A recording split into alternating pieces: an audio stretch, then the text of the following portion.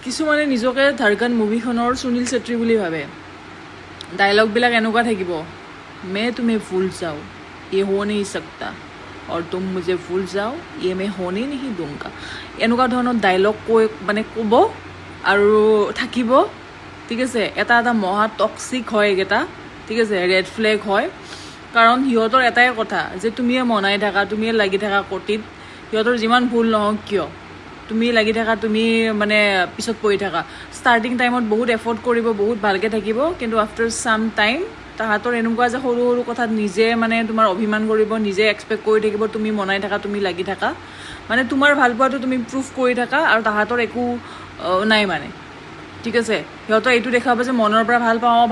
পাওঁ কৰিছোঁ ন এনেকুৱা টাইপৰ মানে ঠিক আছে গতিকে একদম ভাল নহয় এনেকুৱাবিলাকক মই কৰোঁ ন ৰেড ফ্লেগ বুলি কয় ঠিক আছে চ' এনেকুৱা ধৰণৰ যদি আছা এনেকুৱা ধৰণৰ লগত তেতিয়াহ'লে প্লিজ কৈছোঁ হাত জোৰ কৰিছোঁ এখন হাতেৰে মোবাইলটো ধৰি আছোঁ হাত জোৰ কৰি কিনে কৈছোঁ ব্লক কৰি দিয়া